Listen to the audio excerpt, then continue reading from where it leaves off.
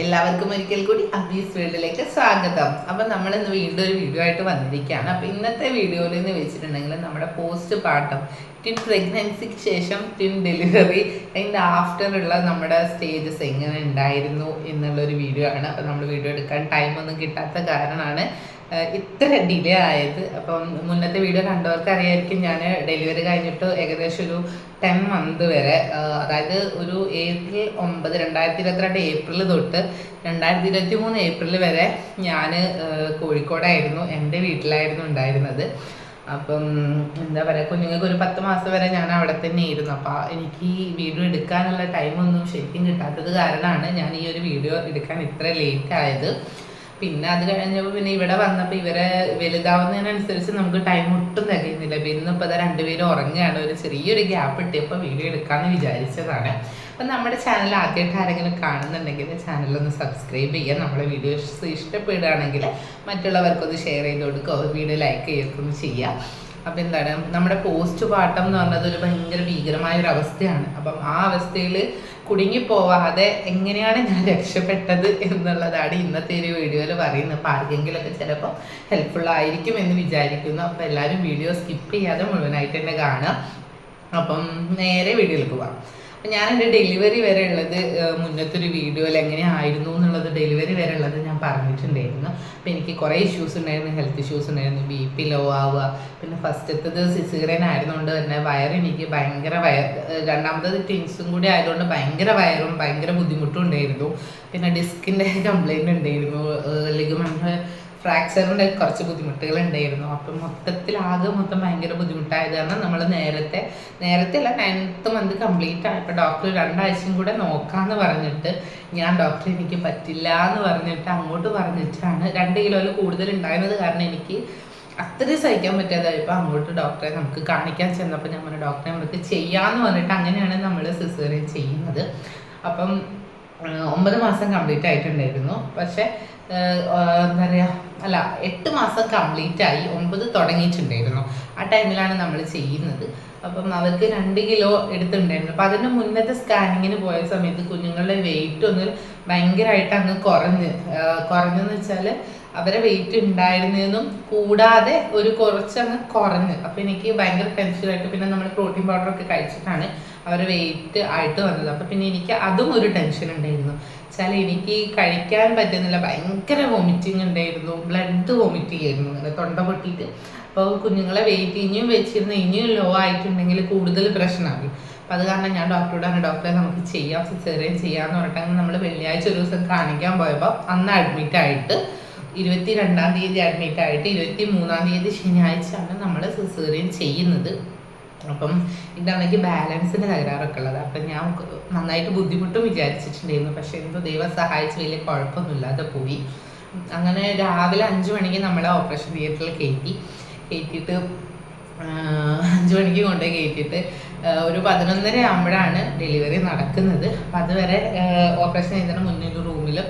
പിന്നെ അവിടെ നിന്ന് ഞാൻ ചോദിച്ചു, കുറേ ടൈം ആയപ്പോൾ ഞാൻ ചോദിച്ചു ഇന്നെന്താ വിളിക്കാത്തതെന്ന് ചോദിച്ചു. അപ്പം ഇന്നെ വിളിക്കാൻ സിസ്റ്ററോടാണ് ഞാൻ ചോദിച്ചത്, സിസ്റ്റർ ഇന്നെന്താ വിളിക്കാത്തത് പറഞ്ഞു, മോളെ കൊണ്ടുപോകാൻ വന്നതെന്ന് പറഞ്ഞാൽ അങ്ങനെ നേരെ കൊണ്ടുപോയി. അപ്പം നമ്മളെ ഓപ്പറേഷൻ തിയേറ്ററിന് തൊട്ടടുത്ത് തന്നെ എൻ്റെ ഒരു ചെറിയ റൂം പോലെ ഉണ്ടായിരുന്നു. അപ്പോൾ ആരാണ് ഓപ്പറേഷൻ ചെയ്തുകൊണ്ടിരിക്കുന്നത് അവരെ റിലേറ്റീവ്സിന് നിൽക്കാൻ വേണ്ടിയിട്ട്. അപ്പം ചെയ്യാൻ കയറ്റിയപ്പോൾ ഡോക്ടർ എന്നോട് ചോദിച്ചു എന്താണ്, മൂത്തത് മോനാണല്ലോ, അപ്പം ഇതും 2 പേരും ബോയ്സ് ആണെങ്കിൽ ഒരു ഗേൾ വേണ്ട, അപ്പോൾ പ്രസവം നിർത്തുന്നുണ്ടോ എന്ന് ചോദിച്ചു. അപ്പം ഞാൻ ഓൾറെഡി പ്രസവം നിർത്താൻ വേണ്ടി സൈൻ ചെയ്തിട്ട് ഞാൻ ഹോസ്പിറ്റലൊക്കെ സൈൻ ചെയ്തൊക്കെ കൊടുത്തതായിരുന്നു. അപ്പം പറഞ്ഞില്ല പ്രസവം നിർത്തുന്നുണ്ട് എന്ന് പറഞ്ഞു. അപ്പം ഡോക്ടർ പറഞ്ഞല്ല 2 ആണാണെങ്കിൽ പെണ്ണ് വേണ്ടെന്ന് ചോദിച്ചു. അപ്പം എനിക്ക് പെൺകുഞ്ഞ് കാണുന്ന ഭയങ്കര ആഗ്രഹമാണ്. വെച്ചാൽ മൂത്തത് മോനാണ്. പിന്നെ അത് മാത്രമല്ല നമ്മൾ കുഞ്ഞായിരുന്നപ്പോൾ തൊട്ട് ഈ ചോറും കറി വെച്ചാൽ അമ്മയും അച്ഛനും കളിക്കുക, അമ്മയും കുട്ടിയായിട്ടൊക്കെ കളിക്കില്ല. അപ്പം മുതലേ ഉള്ള ആഗ്രഹമാണ് ഒരു പെൺകുഞ്ഞ് വേണം, അതിന് ഒരുക്കി കൊണ്ട് നടക്കണം. എനിക്കൊരു ഏട്ടനും അനിയനാണ്. അപ്പോൾ ഒരു പെൺകുഞ്ഞുണ്ടെങ്കിൽ നമുക്ക് ഒരുക്കിയൊക്കെ കൊണ്ടുനടക്കാമല്ലോ. അപ്പം അങ്ങനെ വേണമെന്ന് ഭയങ്കരമായിട്ടുള്ള ഒരു ആഗ്രഹം ഉണ്ടായിരുന്നു. അപ്പം ഡോക്ടർ ഇത് പറഞ്ഞപ്പോൾ ഞാൻ വിചാരിച്ചാൽ അവർക്ക് ഈ സ്കാനിങ് ഒക്കെ നോക്കുമ്പോൾ അറിയാലോ ആണാണോ പെണ്ണാണോ. അപ്പം ഞാൻ ചോദിച്ചു എനിക്ക് പെൺകുഞ്ഞില്ല. ഭയങ്കര സങ്കടമായിട്ട് എനിക്ക് എൻ്റെ BP ഒക്കെ ടെൻഷൻ അടിച്ചിട്ട് BP ഒക്കെ കൂടി അപ്പോൾ ഡോക്ടർ ഞാനൊന്ന് ഹസ്ബൻഡിനോട് ചോദിക്കട്ടെ എന്നാണ് ഡോക്ടർ പുറത്ത് ചെന്ന് ഏട്ടനോട് പിന്നെയും ചോദിച്ചത് നിർത്തുന്നുണ്ടോ രണ്ടാൺകുഞ്ഞാണെങ്കിലോ. ഡോക്ടർ ഏട്ടൻ പറഞ്ഞ കുഴപ്പമില്ല, പിന്നെ നിർത്താതെ പിന്നെ അടുത്തത് പെൺകുഞ്ഞിന് വേണ്ടി നോക്കിയിട്ട് അതും ആൺകുഞ്ഞാണെങ്കിലോ ഇപ്പം വേണ്ട നിർത്തുകയാണ് എന്ന് പറഞ്ഞു. അങ്ങനെ ഓപ്പറേഷൻ ചെയ്ത് തുടങ്ങിയപ്പോൾ എനിക്ക് ഭയങ്കരമായിട്ട് ടെൻഷൻ അടിച്ച് BP കൂടി. അപ്പോൾ ഡോക്ടറിൻ്റെ എടുത്ത് കൈ പിടിച്ചിരിക്കുന്ന സിസ്റ്റർ പറഞ്ഞു മോളെ ടെൻഷൻ അടിക്കാതെ കുഴപ്പമൊന്നുമില്ല, ഇപ്പം കഴിയും പറഞ്ഞുകൊണ്ടിരിക്കുക. അപ്പം എൻ്റെ ടെൻഷൻ ഇതാണ് പെൺകുഞ്ഞുണ്ടാവില്ലേന്ന്. അവർ കയറിയിട്ട് ഫസ്റ്റ് തന്നെ എടുത്തിട്ടുണ്ട് പറഞ്ഞു മോളാണ് കേട്ടോ മോളെ എന്ന് പറഞ്ഞാൽ. അപ്പം എനിക്ക് ഭയങ്കര സന്തോഷമായി. രണ്ടാമത്തത് പറഞ്ഞു മോനാണ് കേട്ടോ എന്ന് പറഞ്ഞാൽ. അപ്പോൾ രണ്ടുപേരും NICUവിലേക്ക് കൊണ്ടുപോകുകയാണെങ്കിൽ കുഴപ്പമൊന്നുമില്ല, 2 കിലോ അല്ലുള്ളൂ, അപ്പം നമ്മൾ കൊണ്ടുപോയി ഇട്ടോന്നാണ്. അപ്പം ഞാൻ കണ്ടില്ല, കുഞ്ഞുങ്ങളെ ഞാൻ കണ്ടില്ല. അവർ കൊണ്ടുപോണ വഴിക്ക് ഏട്ടനും എൻ്റെ അനിയനും അവിടെ ഉണ്ടായിരുന്നു. അപ്പോൾ അവർ ഓപ്പറേഷൻ തിയേറ്ററിൽ നിന്ന് കുഞ്ഞുങ്ങളെ ഇങ്ങനെ കൊണ്ടുപോകുമ്പോൾ അവർ ജസ്റ്റ് ഒന്ന് കണ്ട് നേരെ NICU കൊണ്ടുപോയി കുഞ്ഞുങ്ങളെ ഞാൻ കണ്ടില്ല. അപ്പോൾ ഇന്നെ എന്നിട്ട് ഡെലിവറി കഴിഞ്ഞിട്ടുള്ള റൂമിലേക്ക് മാറ്റും, ഓപ്പറേഷൻ കഴിഞ്ഞിട്ടുള്ള റൂമിലേക്ക് മാറ്റാം. അപ്പോൾ ഏട്ടനെ കണ്ടപ്പോൾ എനിക്ക് ഭയങ്കര എന്താ പറയുക ആ ഫീലിംഗ് എന്താ പറയുന്നത് എനിക്കറിയാം. എനിക്ക് നെഞ്ഞു ഭയങ്കരമായിട്ട് ഇടിക്കുക, എൻ്റെ കണ്ണ് നിറയും, എനിക്ക് സങ്കടം വരിക. ഏട്ടൻ്റെ കൈ ഞാൻ മുറുക്കനെ പിടിച്ചു. കുറച്ചേരം അവിടെ നിർത്തി സംസാരിച്ചോട്ടെ വെച്ചിട്ട് അവർ നിർത്തി. അപ്പം ഞാൻ ഏട്ടനെ കൈ ഇങ്ങനെ മുറുക്കനെ പിടിക്കും, എനിക്ക് കണ്ണിങ്ങനെ നിറയും. ഏട്ടൻ പറഞ്ഞു കുഴപ്പമില്ല എന്ന് പറഞ്ഞു. അപ്പം എൻ്റെ മോനും സങ്കടം, ഞാൻ കരയുന്നൊക്കെ കണ്ടപ്പോൾ അമ്മയ്ക്ക് വേദന ഉണ്ടോയെന്ന് വെച്ചിട്ട് അപ്പം ഇല്ല പിന്നെ കുഴപ്പമില്ല എന്ന് പറഞ്ഞു. അങ്ങനെ ഇന്നെ കൊണ്ട് ഓപ്പറേഷൻ കഴിഞ്ഞിട്ടുള്ള റൂമിൽ കൊണ്ട് കിടത്തി. പിന്നെ ഞാൻ ഉച്ച കഴിഞ്ഞിട്ടും എനിക്ക് എൻ്റെ അടുത്തുള്ള ഓപ്പറേഷൻ കഴിഞ്ഞവർക്കൊക്കെ കുഞ്ഞുങ്ങളെ കൊണ്ടുവന്ന് ഫീഡ് ചെയ്യിക്കാൻ കൊടുത്ത്. പക്ഷെ എനിക്ക് കുഞ്ഞുങ്ങളെ കൊണ്ടുവന്നില്ല. അപ്പോൾ NICUവിലൊക്കെ കൊണ്ടുപോയതെന്ന് എനിക്കറിയാം. പക്ഷെ ഞാൻ വിചാരിച്ചു ഒരു തവണെങ്കിലും പാല് കൊടുക്കാൻ കൊണ്ടുപോകുന്നു വിചാരിച്ച് ഇപ്പം എൻ്റെ മക്കളെ കാണാൻ വിചാരിച്ചിട്ട് എൻ്റെ മക്കളെ ഞാൻ കണ്ടതേ ഇല്ല. അപ്പം ഞാൻ സിസ്റ്ററോട് ചോദിച്ചു, നമ്മുടെ സിസ്റ്ററെ ഞാൻ മക്കളെ കണ്ടില്ല, അവർക്ക് കുഴപ്പമൊന്നുമില്ലല്ലോ, അവരെ വിവരം എന്താണെന്നൊക്കെ ചോദിച്ചു. അപ്പോൾ സിസ്റ്ററിന് കുഴപ്പമൊന്നുമില്ല മോളെ, ഞാൻ NICUവിൽ വിളിച്ച് ചോദിക്കാമെന്നാണ്. അങ്ങനെ സിസ്റ്റർ പിന്നെ ചോദിച്ചിട്ട് വന്ന് പറഞ്ഞു കുഴപ്പമൊന്നുമില്ല, 2 പേരും സുഖമായിട്ടെങ്കിൽ 2 കിലോമീറ്റർ വേറെ കുഴപ്പമൊന്നുമില്ല, എന്നാലും 3 കിലോയിൽ താഴെ ആയതുകൊണ്ട് 2.5 കിലോയിലും താഴെയാണല്ലോ, അപ്പോൾ അത് കാരണം NICUവിൽ കിടത്തിയതാണ്, പേടിക്കൊന്നും വേണ്ട, വേറെ കുഴപ്പമൊന്നുമില്ല എന്നാണ്. അങ്ങനെ പിന്നെ കുറച്ച് കഴിഞ്ഞപ്പോൾ അമ്മ വന്നു. എന്നുവെച്ചാൽ ഫീഡ് ചെയ്യിക്കാൻ പറ്റാതെ കാരണം പാലുണ്ടെങ്കിൽ കറന്ന് എടുക്കാൻ വേണ്ടിയിട്ടാണ് വന്നത്. അപ്പം നോക്കിയിട്ട് പാലൊട്ടും ഉണ്ടായിരുന്നില്ല.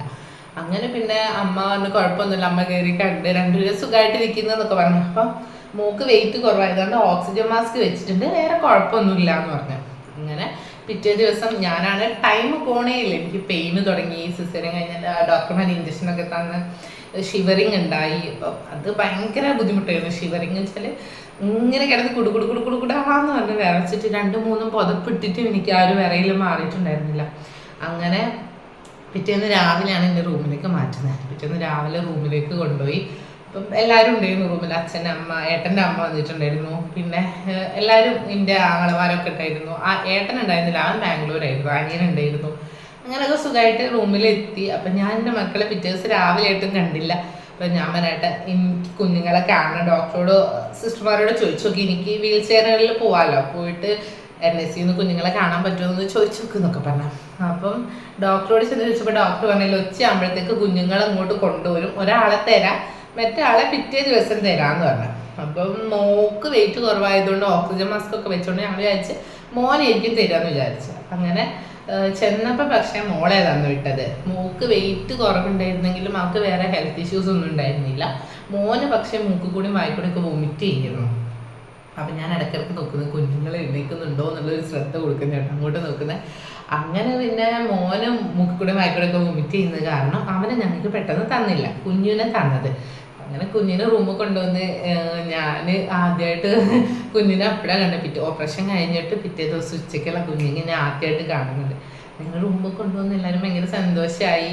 അവരെങ്ങനെ ഒരു ബെഡ് പോലത്തെ ഒരു സംഭവം ഉണ്ടല്ലോ നമ്മൾ കിടത്തിയിട്ട് എടുക്കാൻ പറ്റുന്നത്, അപ്പം അതിലായിരുന്നു കിടത്തിയത്. വെയിറ്റ് കുറവുള്ളത് കൊണ്ട് ചൂട് കിട്ടണം എന്ന് പറഞ്ഞിട്ട് അതിലായിരുന്നു കിടത്തിയത്. പിന്നെ അതേപോലെ തന്നെ ഈ കങ്കാരു മദർ കെയർ എന്ന് പറയും, കുഞ്ഞിൻ്റെ ബോഡി നമ്മുടെ പാരൻസിനൊന്നെങ്കിൽ അമ്മയുടെ അല്ലെങ്കിൽ അച്ഛൻ്റെ ബോഡീനോട് ചേർത്ത് ഇങ്ങനെ കിടത്തിയിട്ട് നമ്മൾ ഉടുപ്പ് ഇവിടെ ഉണ്ടാവരുത്, കുഞ്ഞുങ്ങൾക്കും ഉണ്ടാവില്ല, എന്നിട്ട് അവരവിടെ കിടത്തിയിട്ട് നമ്മുടെ ചൂട് ഡയറക്റ്റായിട്ട് ബോഡി ടു ബോഡി ചൂട് കിട്ടില്ല. അതിനാണ് കങ്കാരു മദർ കെയർ എന്ന് പറയാം. അപ്പം അത് കിട്ടാൻ വേണ്ടിയിട്ട് വെയിറ്റ് കുറവുള്ളത് കുഞ്ഞുങ്ങളെ അങ്ങനെ കിടത്തണം എന്ന് പറഞ്ഞു. അങ്ങനെ ഞാൻ ആ കുഞ്ഞുങ്ങളെ അങ്ങനെ കിടത്തി. ഏട്ടന് പറഞ്ഞപ്പോൾ ഏട്ടന് പേടി, അങ്ങനെ എടുക്കാനൊക്കെ ഏട്ടന് ഭയങ്കര പേടി. അപ്പം ഞാൻ തന്നെ 2 പേര് ഞാൻ പിന്നെ അന്ന് വൈകിട്ടായപ്പോഴാണ് കേശുവിനെ റൂമിലേക്ക് തന്നത്. ശ്രദ്ധിച്ചാൽ മതി. വോമിറ്റിംഗ് ഉണ്ടെങ്കിൽ അവിടെ സിസ്റ്റർമാരോട് പറയണം, പുറത്തുള്ള സിസ്റ്റർമാരുണ്ട് അവരോട് പറയണം എന്നൊക്കെ പറഞ്ഞിട്ട് പോയി. പൊടി കലക്കി കൊടുക്കുന്നൊക്കെ അമ്മയ്ക്ക് കാണിച്ചു കൊടുത്തിട്ടുണ്ടായിരുന്നു. അപ്പം അമ്മയ്ക്കും ഭയങ്കര ടെൻഷൻ. ചെറിയ കുഞ്ഞുങ്ങളല്ല, പല്ലടാന്ന് പറഞ്ഞിട്ട് ഇങ്ങനത്തെ നീണ്ടിട്ടുള്ളൊരു വായുള്ളൊരു പാത്രത്തിലാണ് ഈ പാല് കലക്കിയിട്ട് അളന്ന് കലക്കിയിട്ട് നമ്മൾ അതിലാണ് കൊടുക്കുക. അപ്പം അമ്മയ്ക്ക് നല്ല ടെൻഷൻ ഉണ്ടായിരുന്നു. അപ്പോൾ ഒരു തവണ അമ്മ കൊടുക്കുന്നത് ഞാൻ കണ്ടപ്പോൾ പിന്നെ ഞാൻ കൊടുക്കാമെന്ന് പറഞ്ഞു. അപ്പം അമ്മയ്ക്ക് ഈ ബാലൻസിൻ്റെ തകരാറുള്ളത് കാരണം അധികം ഉറക്കം നിൽക്കാൻ പാടില്ലല്ലോ. അപ്പം രാത്രി ആയപ്പോൾ ഞാൻ അമ്മ കിടന്നോ ഞാൻ നോക്കിക്കോളാം, കുഴപ്പമില്ല എന്ന് പറഞ്ഞു. ഓപ്പറേഷൻ കഴിഞ്ഞ് പിറ്റേന്ന് കേട്ടോ. എങ്ങനെയോ ഞാൻ എഴുന്നേറ്റ്. അതിൻ്റെ മുന്നേ നടക്കണം എന്ന് പറഞ്ഞതുകൊണ്ട് പിറ്റേന്ന് ഞങ്ങൾ റൂമിലെത്തിയപ്പം തന്നെ എന്നെ കുറച്ച് ദൂരം എൻ്റെ കൈ പിടിച്ചിട്ട് എന്നെ നടത്തിയിട്ടുണ്ടായിരുന്നു. പിന്നെ ഉച്ചയായപ്പോൾ ഏട്ടൻ കുറച്ച് നേരം കൈ പിടിച്ച് നടത്തിയിട്ടുണ്ടായിരുന്നു. അങ്ങനെ റൂമിൽ രാത്രി ആയപ്പം പൊടി കലക്കി ഞാൻ എഴുന്നേറ്റ് ഏട്ടൻ കുഞ്ഞിനെ എടുത്ത് ഞാൻ എഴുന്നേറ്റ് ഇരുന്ന് ഇരിക്കാനൊന്നും പറ്റുന്നുണ്ടായില്ല. സ്റ്റിച്ചിൻ്റെ പെയിൻ കാരണം അതിനുള്ളിലായിരുന്നപ്പോൾ അവന് ഇഞ്ചക്ഷൻ തന്നിട്ടുണ്ടായിരുന്നു പെയിൻ കുറേ. അത് കഴിഞ്ഞപ്പോൾ മരുന്നൊന്നും വേദന എടുത്തിട്ട് എനിക്ക് നിൽക്കാനോ ഇരിക്കാനോ ഒന്നും പറ്റില്ല. പക്ഷെ നടന്നാലേ സ്റ്റിച്ചിൻ്റെ ഇതാവുള്ളൂ എന്ന് ഡോക്ടർ പറഞ്ഞതാണ്. നന്നായിട്ട് നടന്നു. കുഞ്ഞുങ്ങളെടുത്ത് അവരെ കാര്യങ്ങളൊക്കെ ഞാൻ തന്നെ അവർക്ക് പാലും കാര്യങ്ങളൊക്കെ കൊടുത്തു. അമ്മേനെനിക്ക് ഒരുപാട് ബുദ്ധിമുട്ട്. എന്നെ സംബന്ധിച്ച് എനിക്ക് എൻ്റെ കുഞ്ഞുങ്ങൾക്ക് വേണ്ടി മറ്റൊരാളെ ഒരുപാട് ബുദ്ധിമുട്ടെന്ന് എനിക്ക് ഭയങ്കര അതൊരു പ്രശ്നമുള്ള കാര്യമാണ്. അതുകൊണ്ട് തന്നെ അവരെ കാര്യങ്ങളൊക്കെ ഞാൻ തന്നെ ഇരുന്ന് നോക്കില്ല. പിന്നെ ഹോസ്പിറ്റലിൽ പിന്നെ രണ്ട് പേർക്ക് വലിയ പ്രശ്നമില്ലാത്ത കാരണം 5ാമത്തെ ദിവസം തന്നെ നമ്മൾ ഡിസ്ചാർജ് ചെയ്തു. വീട്ടിൽ വന്നിട്ട് ഡോക്ടർ ഒരു മാസം വെച്ചാൽ അവർ എന്നാണോ അവർക്ക് ഡെലിവറിക്കുള്ള ഡേറ്റ് കറക്റ്റ് ആവുക ആ ഡേറ്റ് വരെ അവരെ കുളിപ്പിക്കരുത്. ജസ്റ്റ് എന്താണെന്ന് വെച്ചാൽ ചൂട് വെള്ളത്തിൽ ജസ്റ്റ് തുണി മുക്കിയിട്ട് തുടയ്ക്കാൻ മാത്രമേ പാടുള്ളൂ എന്ന് പറഞ്ഞത്. അങ്ങനെ പിന്നെ ഫാനും തീരെ യൂസ് ചെയ്യാൻ പാടില്ല. അപ്പം ഞങ്ങൾ കിടക്കുന്ന റൂമിലൊട്ടും ഫാൻ ഇടാറുണ്ടായിരുന്നില്ല. നല്ല ചൂടുള്ള സമയമായിരുന്നു, ഫാൻ ഇടാറുണ്ടായിരുന്നില്ല. ഞാൻ അത്രയും സഹിക്കാൻ പറ്റാതെ അമ്മ ഒന്ന് എഴുന്നേറ്റ് അപ്പുറത്ത് പോയി ഇരുന്നിട്ട് ഫാനിൻ്റെ ഇടയിൽ ഒരു 10 മിനിറ്റ് ഇരുന്നിട്ട് ഞാൻ വന്ന് അവരുടെ അടുത്ത് കിടക്കിയിരുന്നു ചെയ്യാറുണ്ടായിരുന്നത്. അടുക്കള കയറാൻ പാടില്ല, അങ്ങനെ കുറേ നിബന്ധനകളൊക്കെ ഉണ്ടല്ലോ. അങ്ങനെ പിന്നെ അമ്മമ്മ ഉണ്ടായിരുന്നു വീട്ടിൽ. അമ്മ ഒരു മാസം വരെ ജോലിക്ക് പോയിട്ടുണ്ടായിരുന്നില്ല. അങ്ങനെ ഹോസ്പിറ്റലിൽ തന്നെ നമ്മൾ കെട്ടിയെടുക്കാനും കാര്യങ്ങളൊക്കെ ചെയ്തിട്ടുണ്ടായിരുന്നു. അങ്ങനെ വീട്ടിൽ വന്നു. അപ്പം മോനും 2 ദിവസം നമ്മൾ സ്കൂളിൽ വിട്ട്, പിന്നെ അവനെ സ്കൂളിൽ വിട്ടിട്ടുണ്ടായിരുന്നില്ല. അവൻ ഹോസ്പിറ്റലിൽ തന്നെ ഞങ്ങളെ കൂടെ തന്നെ നിന്നിട്ടുണ്ടായിരുന്നു. അവനെ മാറ്റി നിർത്തണ്ടെന്ന് വിചാരിച്ചു. അപ്പം അവനെ ഞാൻ പ്രഗ്നൻസി ടൈമിലാണെങ്കിലും എൻ്റെ അടുത്തുനിന്ന് മാറ്റിയിട്ട് അവനെ അങ്ങനെ കിടത്താറുണ്ടായിരുന്നില്ല. അവനതൊരു ഫീലിംഗ് വരണ്ട എന്നുള്ളത് കൊണ്ട് ഞങ്ങളെ കൂടെ തന്നെയായിരുന്നു അവനെ കിടത്താറുണ്ടായിരുന്നത്. അവൻ നമ്മുടെ കൂടെ തന്നെയാണ് കിടന്നത് ഇത്രയും കാലം. അപ്പം നമ്മൾ വേറൊരാൾ വരാൻ നേരത്തെ അവനെ മാറ്റി കിടത്തുമ്പോൾ അവനതൊരു ഭയങ്കരമായിട്ട് അവൻ്റെ മെൻ്റലി ഒരു സങ്കടമോ കാര്യങ്ങളോ അവനത് എഫക്റ്റ് ചെയ്യേണ്ടാന്നുള്ളത് കൊണ്ട് അവൻ്റെ കൂടെ തന്നെയായിരുന്നു കിടത്താറുണ്ടായിരുന്നത്. നടുവിൽ പ്രഗ്നൻ്റ് ആയിരുന്ന ടൈമിൽ ഞാൻ അവനെ ഉറക്കി കഴിഞ്ഞതിന് ശേഷം നടുവിലൊരു തലേണ വെക്കും. അല്ലെങ്കിൽ ചിലപ്പം ഞാൻ ഉറങ്ങുന്നതിന് മുന്നാണെങ്കിലും ഞാൻ തലേണ വെച്ചിട്ട് അവനെൻ്റെ കൈ അവൻ്റെ മേലുണ്ട്, എൻ്റെ കയ്യിൽ ഇങ്ങനെ വെച്ചിട്ട് അവൻ്റെ കയ്യിലായിട്ട് കിടക്കും. അപ്പം അവന് പറഞ്ഞു അവൻ്റെ കാലൊന്നും അമ്മേൻ്റെ വയറ്റിന് തട്ടിയിട്ട് പാവന്മാർക്കൊന്നും പറ്റാതിരിക്കാൻ വേണ്ടിയിട്ടാണ് ഇങ്ങനെ തലേണ വെക്കുന്നത് എന്നുള്ളത് അവനോട് പറഞ്ഞ് മനസ്സിലാക്കിയതിനെ കൊണ്ട് അവന് വലിയ കുഴപ്പമൊന്നും ഉണ്ടായിരുന്നില്ല. അങ്ങനെ പിന്നെ ഡെലിവറി കഴിഞ്ഞിട്ട് കുറച്ച് സ്റ്റിച്ച് ഉണങ്ങുന്നവരെ അവൻ അച്ഛൻ്റെ കൂടെ കിടന്നിട്ടുണ്ടായിരുന്നത്. സ്റ്റിച്ച് ഉണങ്ങി കഴിഞ്ഞപ്പോൾ പിന്നെ എൻ്റെ കൂടെ തന്നെ അവൻ അവൻ്റെ കൂടെ തന്നെ കിടത്തി ഉറക്കാൻ തുടങ്ങി.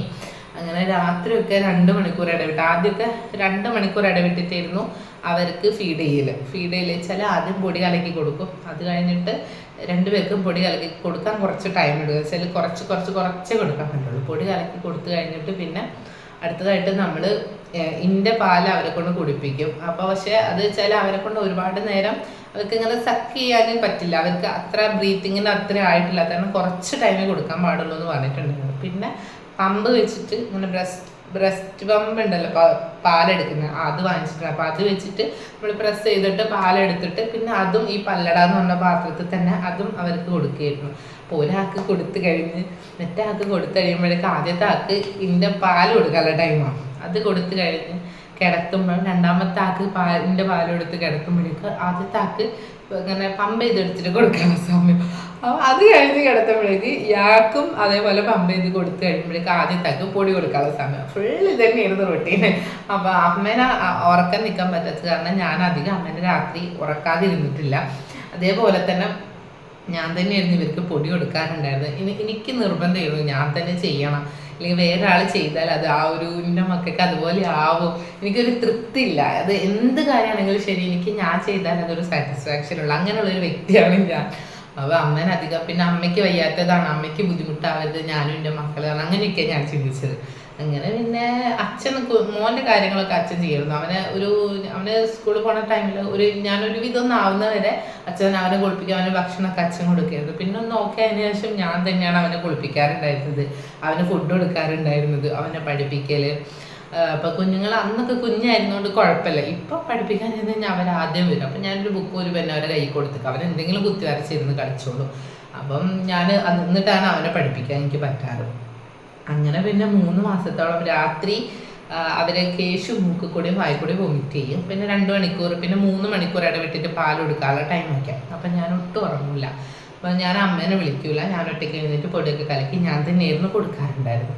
അപ്പം മൂക്കുകൂടെ വായിക്കൂടെ ഛർദ്ദിക്കുന്ന കാരണം ഞാൻ ഫോണിൽ നമ്മുടെ സിനിമകൾ ഉണ്ടാവുമല്ലോ, ഏതെങ്കിലും സിനിമ ഹോട്ട്സ്റ്റാറിൽ ഏതെങ്കിലും സിനിമ കണ്ട് ഫോണിൽ നോക്കി അങ്ങ് കിടക്കും. അമ്മമ്മ കുറേ പിണങ്ങിയിരുന്നു രാത്രി, ഇങ്ങനെ ഈ സമയത്ത് ഫോണൊന്നും കാണരുത് എന്നൊക്കെ പറഞ്ഞിട്ട്. പക്ഷെ വേറെ വഴിയില്ല. കാരണം എന്താ വെച്ചാൽ ഞാൻ ഉറങ്ങിപ്പോയിട്ടുണ്ടെങ്കിൽ എൻ്റെ കുഞ്ഞ് ഒരു തവണ ഞാൻ ഉറങ്ങി കണ്ണടഞ്ഞ് പെട്ടെന്ന് ഞെട്ടി എഴുന്നേറ്റപ്പോൾ കാണുന്നത് മോൻ മൂക്കുകൂടി വായിക്കൂടി വൊമിറ്റ് ചെയ്തിട്ട് കിടക്കുന്നുണ്ട്. അപ്പം ഞാൻ അറിഞ്ഞില്ലെങ്കിൽ എൻ്റെ കുഞ്ഞൊന്ന് ആലോചിച്ച് നോക്കിയാൽ അപ്പോൾ ഇതൊരു ഭയങ്കരമായിട്ടുള്ളൊരവസ്ഥയല്ലേ. അപ്പം അത് കാരണം ഞാൻ ഉറങ്ങൂല. ഞാൻ അവരെ ഓക്കെ ആയതിനു ശേഷം മാത്രം, അവർ കുറച്ചൊന്ന് വലുതായി ഒരു 4 മണിക്കൂർ ഗ്യാപ്പിൽ പാല് കൊടുത്താൽ മതി, അവൻ്റെ ഛർദിയൊക്കെ ഒന്ന് കുറഞ്ഞതിന് ശേഷം മാത്രമാണ് ഞാൻ കുറച്ചെങ്കിലും ഒന്ന് ഉറങ്ങി തുടങ്ങിയത്. അതുവരെ വെച്ചാൽ കാശീനെ കിടത്തി ഉറക്കാൻ പോകും. ഉറക്കുന്ന സമയത്ത് ചിലപ്പോൾ ഒന്ന് 1/2 മണിക്കൂറൊക്കെ ഒന്ന് കണ്ണു കൂടും. അപ്പോഴത്തേക്ക് ചിലപ്പോൾ ഇവർ കരയും, 2 മൂത്രമൊഴിക്കൽ കഴിഞ്ഞ് ഇവർ കരയും പാലെടുക്കാൻ വേണ്ടി. അപ്പം എന്നെ വന്ന് വിളിക്കാൻ പാലെടുക്കാൻ വന്നിട്ട്. അപ്പോൾ എഴുന്നേറ്റ് വന്നു കഴിഞ്ഞാൽ പിന്നെ ഞാൻ വെളുപ്പിന് 6 മണി വരെ ഞാൻ ഉറങ്ങൂല. അമ്മ 5:30-ക്ക് അമ്മ എഴുന്നേക്കും. 5:30-ക്ക് അമ്മ എഴുന്നേറ്റിട്ട് അമ്മ പാലും ബ്രെഡ് ഇങ്ങനെ വെറുതെ അടുപ്പത്ത് ചട്ടിയിലിട്ട് ജസ്റ്റ് ഒന്ന് ചൂടാക്കും, ഒരു ഗ്ലാസ് പാലും തരും. അത് കഴിച്ചിട്ട് ഞാൻ പോയിട്ട് 2 മണിക്കൂർ, മോൻ 9:15 സ്കൂളിൽ പോകുന്നുണ്ടായിരുന്നു. അവിടെ ഒരു ലിറ്റിൽ ബട്ടർഫ്ലൈസ് എന്ന് പറഞ്ഞിട്ട് ചെറിയൊരു പ്രീ സ്കൂളായിരുന്നു, അവിടെ ഇരുന്ന് അവൻ LKG ചേർന്നിട്ടുണ്ടായിരുന്നു. അപ്പോൾ 9:15 അച്ഛൻ കൊണ്ടുപോവുക ചെയ്യും. 9:30-ക്കാണ്, 9:15 അച്ഛൻ കൊണ്ടുപോകും. അപ്പം ഞാൻ 8 മണി വരെ അവനെ ഉറക്കും. അവൻ്റെ കൂടെ ആ 2 മണിക്കൂറാണ് ഡെയിലി ഞാൻ ഉറങ്ങിക്കൊണ്ടിരുന്നത്. അങ്ങനെ പിന്നെ അവൻ സ്കൂളിൽ പോവാം. ഉച്ചയ്ക്ക് 1:15 വരും, 1:30-ക്ക് കഴിയും, 1:45 വരും. അപ്പം അച്ഛൻ വന്നാൽ അച്ഛൻ തന്നെ അവന് ഫുഡ് കൊടുത്തോളും. അച്ഛൻ ഓട്ടോ ഡ്രൈവറാണ്. അപ്പം അച്ഛന് വല്ല ഓട്ടോ ഉണ്ടെങ്കിൽ ഞാൻ കൊടുക്കും. അപ്പം ആ സമയത്ത് അമ്മമ്മ ഉള്ളതുകൊണ്ട് കുറച്ചൊക്കെ അമ്മമ്മേനെ അവരവിടെ കിടന്നോളല്ലോ, വേറെ ഇങ്ങനെ വൊമിറ്റ് ചെയ്യുന്നുണ്ടോ എന്നൊന്ന് ശ്രദ്ധിച്ചാൽ മതി. അപ്പോൾ അമ്മമ്മ നോക്കിക്കോളും. ഞാനവന് ഫുഡ് കൊടുത്ത് ചിലപ്പം എങ്ങാനും ഒരു ഗ്യാപ്പ് കിട്ടിയാൽ ചിലപ്പോൾ ഒരു 1/2 മണിക്കൂറൊക്കെ ഒന്ന് കണ്ണടയ്ക്കും. പക്ഷെ അപ്പോഴത്തേക്ക് ഒരാൾ ഉറങ്ങുമ്പോഴേക്ക് ഒരാൾ എഴുന്നേക്കും. അങ്ങനത്തെ ഒരു ബുദ്ധിമുട്ടുണ്ടായിരുന്നു. അങ്ങനെ പിന്നെ 1 മാസം അവരെ കുളിപ്പിക്കാനേ പാടില്ല. അങ്ങനെ എന്നാണോ ഡെലിവറി ഡേറ്റ് കറക്റ്റ് വരുന്നത് അതിന് ശേഷം അവരെ കുളിപ്പിക്കാൻ പാടുള്ളൂ എന്ന് പറഞ്ഞിട്ടുണ്ടായിരുന്നു. അതുവരെ നമ്മൾ വെള്ളം ചൂടാക്കിയിട്ട് നനച്ച് തുടയ്ക്കാൻ മാത്രമാണ് ചെയ്യല്. പാമ്പേഴ്സ് ഇരുന്ന് ഉടുപ്പിക്കാറുള്ളത് ആ ഒരു ചൂടിൻ്റെ ബെഡിൽ കിടത്തണം എന്ന് പറഞ്ഞുകൊണ്ട് പാമ്പേഴ്സ് ഇരുന്ന് ഉടുപ്പിക്കാറുണ്ടായിരുന്നത്. അങ്ങനെ എന്താ പറയുക, അതൊക്കെ ആലോചിക്കുമ്പോൾ സങ്കടം വരും. ഞാൻ ആ സമയത്ത് എങ്ങനെയാണ്, ഹസ്ബൻഡും ഇല്ല അവിടെ, ആൾ എറണാകുളത്തായിരുന്നു, ഞാൻ കോഴിക്കോടും. അപ്പോൾ ഏട്ടൻ രണ്ടാഴ്ച കൂടുമ്പോൾ ഏട്ടൻ വരും. അല്ലാതെ എന്തെങ്കിലും ഹോസ്പിറ്റലിൽ പോവുക അങ്ങനത്തെ കേസസ് ഒക്കെ ഉണ്ടെങ്കിൽ ഏട്ടൻ വരുമായിരുന്നു വേഗം. ഏട്ടൻ വന്നിട്ടുണ്ടെങ്കിൽ ഞങ്ങൾ എല്ലായിടത്തും കൊണ്ടുപോയത്, ഹോസ്പിറ്റലിലൊക്കെ കൊണ്ടുപോയത് ഏട്ടൻ വന്നിട്ടാണ്. മോനും അയ്യാലും ഏട്ടൻ ഇവിടുന്ന് അതുവരെ ഏട്ടൻ വേഗം വരികയായിരുന്നു. എത്ര ബുദ്ധിമുട്ടാണെങ്കിലും ജോലിൻ്റെതാണെങ്കിലും ഏട്ടൻ വരികയായിരുന്നു അവിടേക്ക്. അങ്ങനെ പിന്നെ അതിൻ്റെ ഇടയ്ക്ക് ഡെലിവറി കഴിഞ്ഞിട്ടൊരു ഞങ്ങൾ വീട്ടിൽ പോയിട്ട് 2 ദിവസം എടുത്തായിട്ടുള്ളൂ. കുഞ്ഞുങ്ങൾക്ക് 10ാം ദിവസം എന്താവുന്നുള്ളൂ. അപ്പോൾ അവർക്ക് ജലദോഷം വന്നിട്ട് നമ്മൾ തിരിച്ച് ഹോസ്പിറ്റലിൽ വന്ന് ബേബി മെമ്മോറിയൽ ഹോസ്പിറ്റലിലായിരുന്നു കാണിച്ചിട്ടുണ്ടായിരുന്നു. അവിടെ വന്ന് രാത്രിയാണ് വരുന്നത്, കാഷ്വാലിറ്റിയിൽ കാണിച്ച്. അപ്പോൾ കൊറോണ അല്ല എന്തൊക്കെയോ അന്ന് ഒരുപാട് പേഷ്യൻസ് ഉണ്ടായിരുന്നു അവിടെ. അന്ന് എന്തോ ഒരുപാട് പേഷ്യൻസ് ഉണ്ടായിരുന്നു. എന്നിട്ട്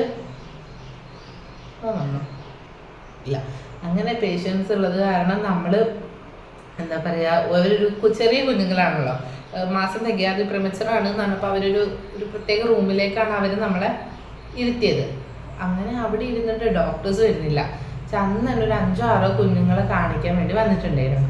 അപ്പോൾ ഡോക്ടേഴ്സ് വരാതെ ഞങ്ങൾ കുറേ നേരം വെയിറ്റ് ചെയ്തു. എനിക്ക് ഓപ്പറേഷൻ കഴിഞ്ഞിട്ട് ആകെ 10 ദിവസമല്ല വന്നത്, എനിക്ക് നിൽക്കാനും പറ്റില്ല. അപ്പോൾ ഭയങ്കരമായിട്ട് ബുദ്ധിമുട്ടായിപ്പോയി. അപ്പോൾ ആവി നെബുലൈസ് ചെയ്യിപ്പിച്ച്, അല്ലാതെ വേറെ ഒരു ഡോക്ടേഴ്സും വന്നില്ല. സാറേ ഏട്ടനെ ദേഷ്യം പിടിച്ച് ഏട്ടൻ ചെന്ന് കച്ചറ ഉണ്ടാക്കി. എന്താ പറയുക, പ്രിമച്വർ ബേബീസാണ് എത്ര നേരമായിട്ട് ഇരിക്കുന്നതെന്നൊക്കെ പറഞ്ഞിട്ട് ഏട്ടൻ ചെന്ന് പ്രശ്നം ഉണ്ടാക്കി കഴിഞ്ഞപ്പോൾ അവർ വന്ന് കുറച്ച് സീരിയസ് ആയിട്ടുള്ള കുഞ്ഞുങ്ങളെയൊക്കെ കൊണ്ടുവന്നിട്ടുണ്ട്. അതുകൊണ്ടാണ് ഇപ്പം വരാമെന്ന് പറഞ്ഞാൽ സാറേ ഡോക്ടർ വന്ന് നോക്കിയിട്ട് ഡോക്ടർ റൂമിലേക്ക് ഞങ്ങളെ മാറ്റിയിരുത്തി തന്നെ. അവിടെ ഒരു ചെറിയ ബെഡ് ഉണ്ട്, അതിൽ കുഞ്ഞുങ്ങളെ കിടത്തിക്കോളാൻ പറഞ്ഞ് അവിടെ നിന്ന് നെബുലൈസ് ചെയ്യിച്ചോളാൻ പറഞ്ഞു. അങ്ങനെ അപ്പോൾ നമ്മൾ ഈ ഇരിക്കുന്നതിന് തൊട്ടപ്പുറത്ത് തന്നെ ഈ കുഞ്ഞുങ്ങളെ കൂടെ വന്ന പാരൻസ് ഇരിക്കുന്നുണ്ട്. അതിലൊരു കുഞ്ഞ് 13 വയസ്സെങ്ങാനുള്ള ഒരു മോൾ, അത് മരിച്ചെന്നാണ് നിന്ന നിപ്പിൽ കുഴഞ്ഞു വീണതാണ് ആ കുട്ടി. അതിൻ്റെ അമ്മ എണ്ണി പെറുക്കി കരയാ. അങ്ങനെ ഓരോ കാര്യങ്ങൾ പറഞ്ഞിട്ടേ ഞാനത് കേട്ടിട്ട് വരയ്ക്കാൻ തുടങ്ങി. ഭയങ്കര വിറയില്ല, എനിക്ക് നിൽക്കാൻ പറ്റുന്നില്ല. ഈ അമ്മ എണ്ണി പെറുക്കി കരയുന്ന കേട്ടിട്ട് എനിക്ക് സഹിക്കാൻ പറ്റുന്നില്ല. ഞാൻ വിറച്ചോണ്ടിരിക്കുക. ഏട്ടൻ വന്ന് കുറേ ഇങ്ങനെ ചേർത്ത് പിടിച്ചത് കുഴപ്പമില്ല, ഒന്നുമില്ല, അത് ഈ ശ്രദ്ധിക്കണ്ട. പക്ഷെ എനിക്ക് പറ്റുന്നില്ല. ഞാൻ വിറച്ചിരിക്കുക. അപ്പം അനിയൻ വന്നിട്ട് എന്നെ കൂട്ടിയിട്ട് ആ കാറിലേക്ക് പോയി. അങ്ങനെ ഞങ്ങൾ കാറിലിരുത്. പക്ഷെ എന്നിട്ടും ഞാൻ ഇതന്നെ പറഞ്ഞു, എടാ ഒരു കരയുന്നടാ, ആ കുട്ടി മരിച്ചടാന്ന് പറഞ്ഞിട്ട് ഇങ്ങനെ അതന്നെ പറഞ്ഞോണ്ടിരിക്കുക. അപ്പം പറഞ്ഞ കുഴപ്പമൊന്നുമില്ല, ഈ വാമ്പക്ക് പോയിട്ട് ചായ കുടിക്കാന്ന് പറഞ്ഞിട്ട് അവൻ എൻ്റെ കയ്യും പിടിച്ച്. എൻ്റെ അനിയനൊക്കെ കുറേ എന്താ പറയുക ആ സമയത്ത് എൻ്റെ കൂടെ ഉണ്ടായിരുന്നു. എനിക്ക് ഭയങ്കര അവൻ രാത്രി 2 മണിയൊക്കെ വരെ ഉറങ്ങാതെ കുഞ്ഞുങ്ങളെ 2 പേരും മാറി എടുത്ത് ഉറക്കമൊക്കെ ചെയ്യുന്നു. ഹോസ്പിറ്റലിൽ ഡിസ്ചാർജ് ആയി വീട്ടിൽ പോണതിൻ്റെ മുന്നേ. അതേപോലെ വീട്ടിൽ നിന്നാണെങ്കിൽ അവൻ രാത്രിയൊക്കെ ചില ദിവസം അവൻ ഫുട്ബോളൊക്കെ കളിക്കാൻ പോകും. ഫുട്ബോളൊക്കെ കളിച്ച് വരുമ്പോൾ ചിലപ്പോൾ 12 മണിയൊക്കെ ആവും, നൈറ്റൊക്കെ ഉണ്ടാകുമ്പോൾ. അപ്പം വന്നിട്ട് അവൻ ചിലപ്പോൾ വരെ കരച്ചിലായിട്ട് അവൻ ചിലപ്പോൾ എടുത്ത് ഉറക്കുകയൊക്കെ ചെയ്യും, അവൻ കൊണ്ട് നടക്കുകയൊക്കെ ചെയ്യും. അങ്ങനെ അവൻ എൻ്റെ കയ്യും പിടിച്ച് അമ്പക്കൊന്ന് നടന്നു പോകും, അമ്പക്കൊന്ന് ചായ അടിച്ചിട്ട് വരാമെന്ന് പറഞ്ഞിട്ട് ഞങ്ങൾ ഹോസ്പിറ്റലിൻ്റെ പുറത്ത് പോയിട്ട് അവിടെ ചെന്ന് നല്ല ചൂട് ചായയും പഴംപൊരിയൊക്കെ എനിക്ക് വാങ്ങിത്തന്നു. അപ്പം അതൊക്കെ കഴിച്ച് പിന്നെ എൻ്റെ ഒരു ഫ്രണ്ട് ഉണ്ടായിരുന്നു രേഷ്മ, ഞാൻ അവളെ വിളിച്ച് സംസാരിച്ച് ഇടി. അപ്പോൾ ആ സമയത്ത് വിളിച്ചപ്പോൾ പാവ എന്തോ അത് ഒരു 11 മണി കഴിഞ്ഞിട്ടുണ്ട്. അവള് കുഴപ്പമൊന്നുമില്ല ഇടി എന്ന് പറഞ്ഞിട്ട് അവള് കുറേ നേരം എന്നോട് സംസാരിച്ച് ഉറങ്ങാതെ. എനിക്ക് ഓർമ്മ ഉണ്ടത്. അവളാണ് എനിക്ക് തളർന്ന് ഇങ്ങനെ ഒരു സ്റ്റേജിലേക്ക് പോകരുത്, ഈ ബോൾഡായിട്ട് ഇരിക്കണം, മോനുള്ളതല്ലേ, അത് പോയി കഴിഞ്ഞാൽ ഭയങ്കര ബുദ്ധിമുട്ടാണ്, എന്നെ അതിനകത്ത് റിക്കവർ ചെയ്യാൻ നോക്കണം, ഞങ്ങളൊക്കെ ഉണ്ട് എന്ന് പറഞ്ഞിട്ട് എൻ്റെ ഒരു 4-5 ഫ്രണ്ട്സുണ്ട്. അവർ ഭയങ്കര സപ്പോർട്ടീവായിട്ട് അവർ കൂടെ ഉണ്ടായിരുന്നു കേട്ടോ. അവർ ഇങ്ങനെ എപ്പോഴും മെസ്സേജ് അയക്കുകയും വിളിക്കുകയും അങ്ങനെ അവർ വീട്ടിൽ വരികയായിരുന്നു. 2 വട്ടമൊക്കെ വന്നിട്ടുണ്ട് അവർ. അങ്ങനെ ഭയങ്കര സപ്പോർട്ടീവായിട്ട് അവർ കൂടെ ഉണ്ടായിരുന്നു. അപ്പോൾ അതൊക്കെ ഭയങ്കര ഒരു ഹെൽപ്പ് ചെയ്യുന്നു. പിന്നെ ഈ ഫുൾ ടൈം ബിസി ആയതുകൊണ്ട് എനിക്ക് എന്താ പറയുക, ആ ഒരു ഡിപ്രഷൻ്റെ ഒരു അവസ്ഥയിലേക്ക് പോകാൻ എനിക്ക് പറ്റിയിട്ടില്ല. ചില ഇവരെ ഉറങ്ങുന്ന ടൈമിലാണെങ്കിലും മൂത്ത ആളെ കാര്യം നോക്കണം, അവൻ്റെ പഠിപ്പിക്കേണ്ടത്, അങ്ങനെ നമ്മൾ ഫുൾ എൻഗേജ് ആയിരിക്കുക. ഈ ഒരു ഡിപ്രഷൻ എന്നുള്ള സ്റ്റേജിലേക്ക് പോകാതിരിക്കാൻ വേണ്ടി ആദ്യം ചെയ്യേണ്ടത് ഫുൾ എൻഗേജ്ഡ് ആയിരിക്കുകയാണ്.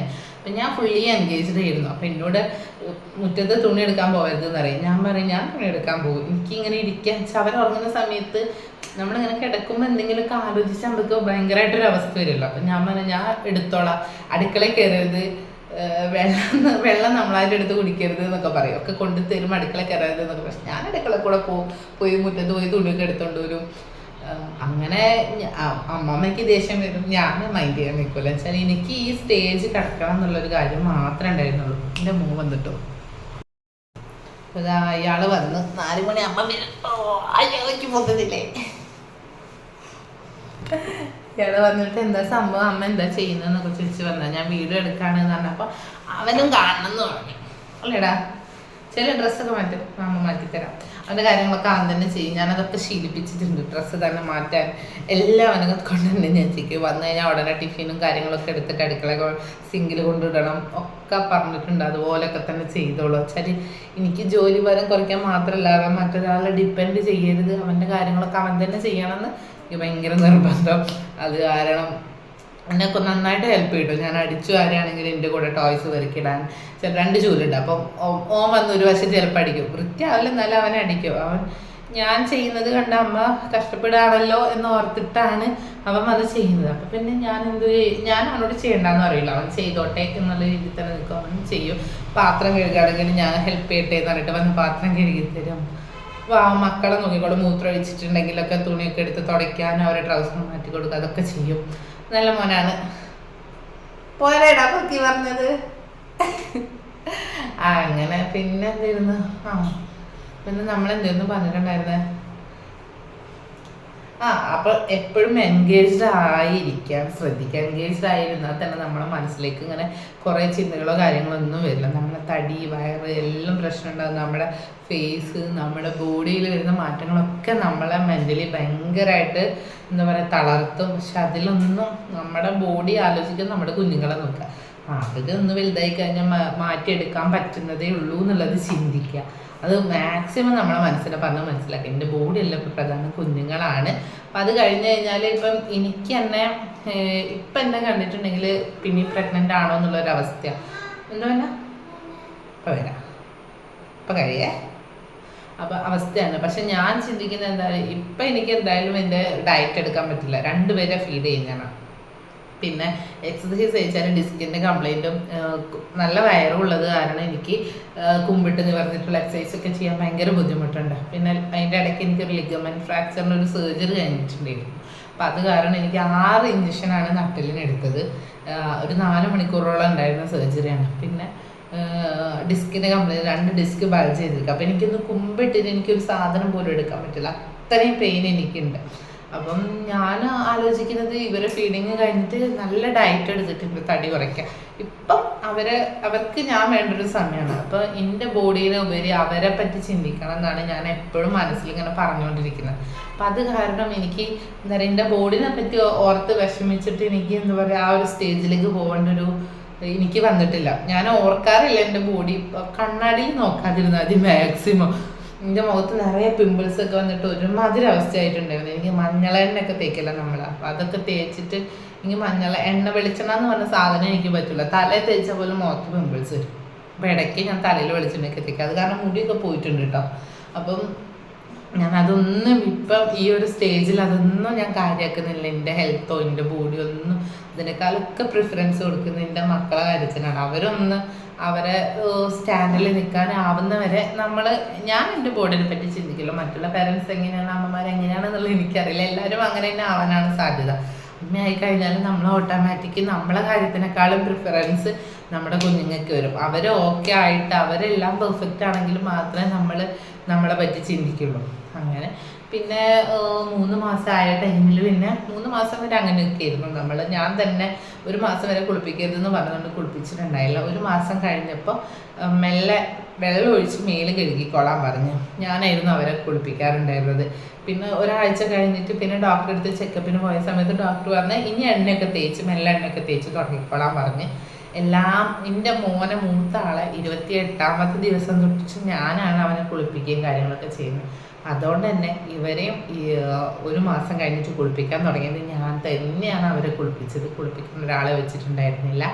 അമ്മമ്മ എങ്ങനെയാണ് കാശിനെ കുളിപ്പിക്കേണ്ടതെന്ന് ഫസ്റ്റ് എനിക്ക് പറഞ്ഞു തന്നിട്ടുണ്ടായിരുന്നു, കുഞ്ഞുങ്ങളെങ്ങനെയാണ് കുളിപ്പിക്കുന്നത്. അപ്പം അത് വെച്ച് ബാക്കിയെല്ലാം ഞാൻ അവനെ ഇതുവരെ ഞാനാണ് കുളിപ്പിച്ചുകൊണ്ടിരിക്കുന്നത്. ഇടയ്ക്ക് അവിടെ നിന്ന സമയത്ത് എൻ്റെ പ്രഗ്നൻസിൻ്റെ ഒരു ബുദ്ധിമുട്ട് കാരണം എൻ്റെ അച്ഛൻ കുളിപ്പിക്കാന്നുള്ളത്, ഏട്ടനും അങ്ങനെ കുളിപ്പിക്കാറില്ല, ഞാൻ തന്നെയാണ് അവനെ കുളിപ്പിക്കാറുള്ളത്. ഇപ്പോഴും അധികം സ്കൂൾ പോണ ദിവസം ഞാൻ കുളിപ്പിക്കും, അല്ലാത്ത ദിവസമൊക്കെ അവൻ ഒറ്റയ്ക്കാണ് കുളിക്കാറുള്ളത്. ഈ കുഞ്ഞുങ്ങളാണെങ്കിലും ഞാൻ തന്നെയാണ് ഇതുവരെ കുളിപ്പിച്ചിട്ടുള്ളത്. എൻ്റെ അമ്മയൊക്കെ ഇടയ്ക്ക് എന്തോ 1-2 പ്രാവശ്യം കുളിപ്പിച്ചെന്നല്ലാതെ മേലൊക്കെ കഴിക്കാന്നല്ലാതെ ഞാൻ തന്നെയാണ് അവരൊക്കെ കുളിപ്പിക്കുന്നതൊക്കെ ചെയ്തിട്ടുള്ളത്. അപ്പോൾ അവരുടെ കാര്യത്തിൽ കൂടുതൽ എൻഗേജ്ഡ് ആവുമ്പോൾ എനിക്ക് വേറെ ഒന്നും നമ്മൾ ചിന്തിക്കുമ്പോഴാണല്ലോ ഈ ഒരു ഡിപ്രഷൻ എന്നുള്ളതിലേക്ക് പോവാം. അപ്പം എനിക്ക് സമയം കിട്ടിയിട്ടുണ്ടായിരുന്നില്ല. സമയം കിട്ടാത്തത് കൊണ്ടായിരിക്കാം എനിക്ക് വലിയ കുഴപ്പങ്ങളില്ലാതെ പോയത്. പിന്നെ ഓരോരുത്തരുടെ മെൻ്റൽ ഹെൽത്തും മെൻ്റൽ സ്റ്റാറ്റസും വ്യത്യാസം വരുന്നതിനനുസരിച്ചിട്ട് മേ ബി വരാം, എനിക്കറിയില്ല. അപ്പോൾ ഞാൻ സ്വയം മനസ്സിനെ പറഞ്ഞ് പഠിപ്പിച്ചേ ഈ ഒരു അവസ്ഥയിലേക്ക് പോവരുത്. അപ്പം അതിനെപ്പറ്റി ചിന്തിക്കുകയേ ചെയ്യരുത്, എൻഗേജ്ഡ് ആവുക. അങ്ങനെ പിന്നെ ഇവരെ കാര്യങ്ങളൊക്കെ കഴിഞ്ഞ് 3 മാസത്തിൽ നമ്മളിവിടെ എറണാകുളത്ത് വന്ന് ഒരാഴ്ച ഇവിടെ നിന്ന് പിന്നെ തിരിച്ചിവിടെ വന്നപ്പോൾ കുറേ കഷ്ടപ്പെട്ടു. അമ്മയും ഏട്ടൻ്റെ അമ്മയും ഞാനും മാത്രമേ ഒരാഴ്ചത്തേക്ക് വന്നതാണ്. അപ്പോൾ ഒരാളെ വെക്കുക എന്ന് പറഞ്ഞാൽ ആരും നോക്കിയിട്ട് നമുക്ക് കിട്ടിയിട്ടുണ്ടായിരുന്നില്ല. അപ്പം അമ്മയാണെങ്കിലും ഇവർക്ക് പാല് കൊടുക്കേണ്ട കാര്യങ്ങളൊന്നും അമ്മയ്ക്കും അറിയില്ലല്ലോ, ഞാൻ തന്നെ ആളെ ചെയ്യില്ല. അപ്പോൾ ആ സമയത്താണ് വാഷിംഗ് മെഷീൻ കംപ്ലൈൻ്റ് ആയിപ്പോയി. അപ്പം അലക്കലും ഒക്കെ കൂടെ കുറച്ച് ബുദ്ധിമുട്ടി.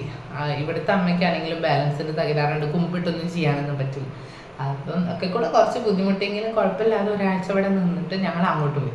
അപ്പം അമ്മമ്മ ഉണ്ടായിരുന്നില്ല. അമ്മമ്മേൻ്റെ അനിയത്തിക്ക് എന്തോ വയ്യാനായിട്ട് അവിടെ എന്തോ ആയിരുന്നു ഉണ്ടായിരുന്നത്.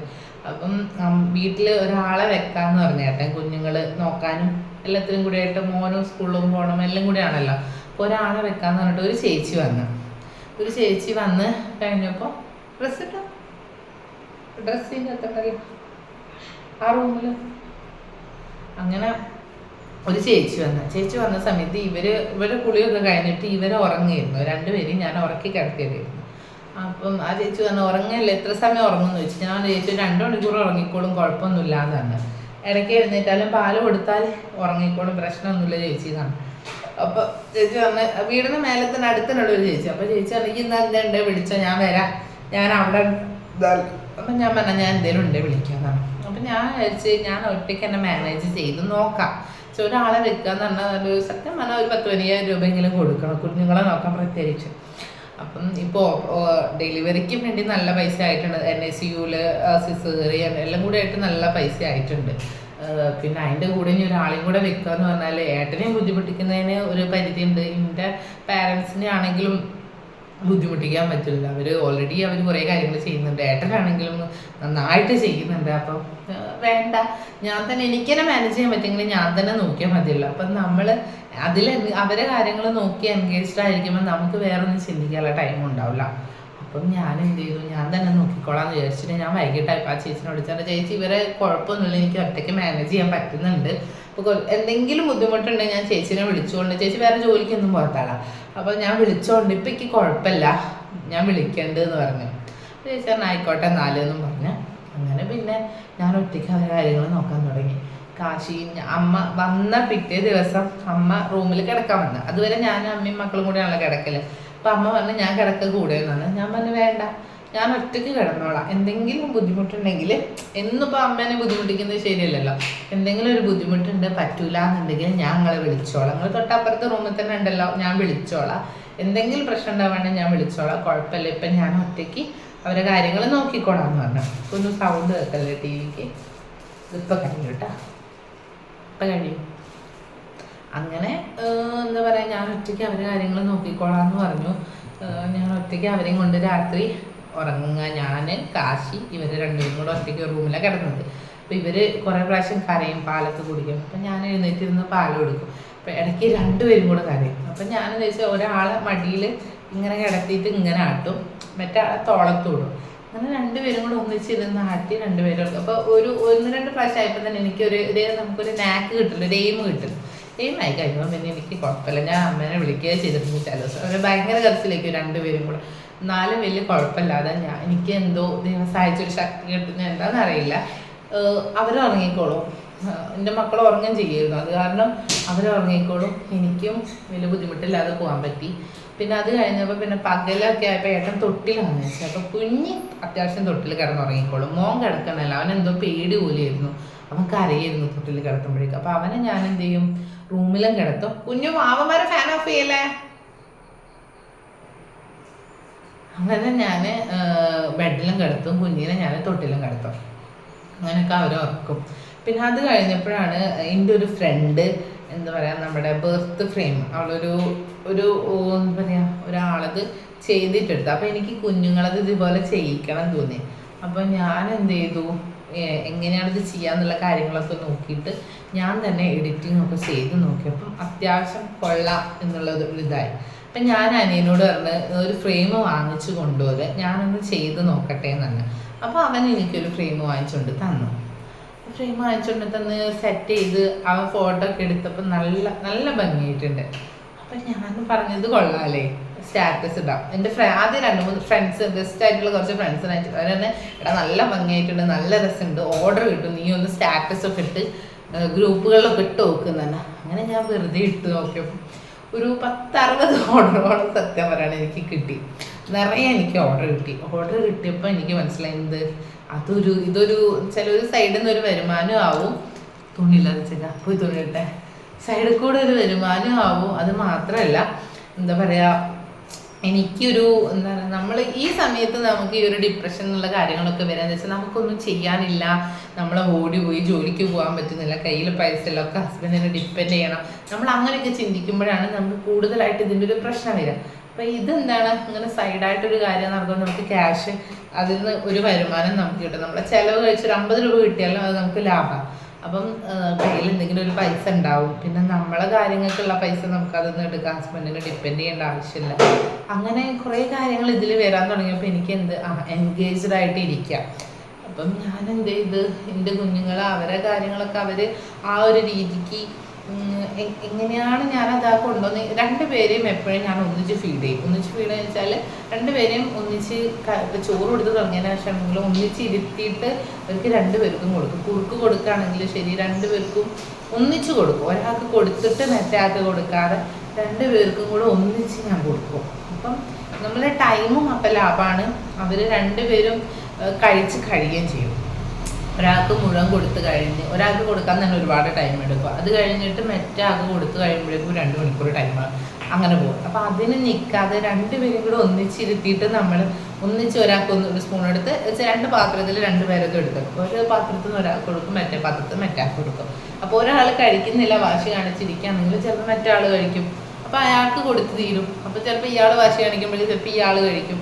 അപ്പം ആ ഒരു സമയം ഒരാൾക്ക് കൊടുത്തു കഴിയേണ്ട സമയം കൊണ്ട് നമുക്ക് രണ്ടുപേർക്കും ഭക്ഷണം കൊടുത്ത് കഴിയാൻ പറ്റും. അപ്പം അത് ഞാൻ മാനേജ് ചെയ്യാൻ തുടങ്ങി. അങ്ങനെ ഒന്നിച്ച് അവരെ കാര്യങ്ങൾ, അപ്പോൾ അവരെ ഉറക്കാണെങ്കിൽ ശരി, ഒരാളെ തോളിൽ ഇട്ടിട്ട് മോൻ ബെഡിൽ തൊട്ടിൽ കിടക്കാത്ത അവനെ ഞാൻ തോളത്തോടും, മോളെ ഞാൻ തൊട്ടിലും കിടത്തിയിട്ട് ആട്ടും. അപ്പം ഞാൻ ഇങ്ങനെ ആട്ടുന്ന സമയത്ത് തൊട്ടിലും ആടുമ്പോൾ തൊട്ടിലുള്ള ആൾ ഉറങ്ങും, തോളത്ത് കിടക്കുന്ന ആൾ ഉറങ്ങും. അപ്പം അങ്ങനെയൊക്കെ ടൈം മാനേജ് ചെയ്യാൻ പറ്റും. പിന്നെ അവർ ഉറങ്ങുന്ന സമയത്ത് വേഗം അടിക്കൽ, പിന്നെ പാത്രം കഴുകാണ്ടാവും, കുറച്ച് തുണി മടക്കിയൊക്കെ ഉണ്ടാവും. തുണിയൊക്കെ അച്ഛനാ വിരിക്കലും കാര്യങ്ങളൊക്കെ അച്ഛൻ ചെയ്യും. തുണി പിന്നെ അമ്മ കുക്കിങ്ങും കാര്യങ്ങളൊക്കെ അമ്മ ചെയ്തിട്ടുണ്ട്. അപ്പോൾ എനിക്ക് അകം അടിക്കുക അല്ലെങ്കിൽ തുടയ്ക്കാനും അമ്മ അകം തുടച്ചോളൂ. അപ്പോൾ അകം അടിച്ചു കുഞ്ഞുങ്ങളെ തുണി മടക്കി വെക്കുക, പിന്നെ അവരെ കാര്യങ്ങൾ നോക്കുക കൂടുതലായിട്ട്. ചിലപ്പോൾ മീൻ വറക്കാനോ അല്ലെങ്കിൽ എന്തെങ്കിലും തോരൻ വെക്കാനോ അങ്ങനത്തെ പണികൾ ഉണ്ടായിരുന്നുള്ളൂ. പിന്നെ വന്നു കഴിഞ്ഞാൽ അവനെ കൊണ്ടെടുക്കുക, അവനെ പഠിപ്പിക്കുക, അവനെ എഴുതിക്കുക, അവനെ ഉറക്കുക, അവൻ്റെ കാര്യങ്ങൾ നോക്കുക എന്നുള്ളതായിരുന്നു.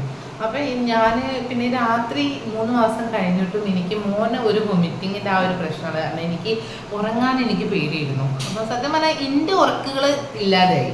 പക്ഷേ എനിക്ക് എന്താ പറയുക, അതുകൊണ്ട് വലിയ ബുദ്ധിമുട്ട് എന്തോ വന്നിട്ടുണ്ടായിരുന്നില്ല. അപ്പം ഞാൻ ആ രാത്രിയുള്ള സമയത്തൊക്കെ ഇവർ ഉറങ്ങി കഴിഞ്ഞാലും ഞാനിരുന്ന് ഈ ഫോണിൽ എഡിറ്റ് ചെയ്യാൻ തുടങ്ങി. എഡിറ്റ് ചെയ്തിട്ട് അനിയനെ ഒരുപാട് ഹെൽപ്പ് ചെയ്തിട്ടുണ്ട്.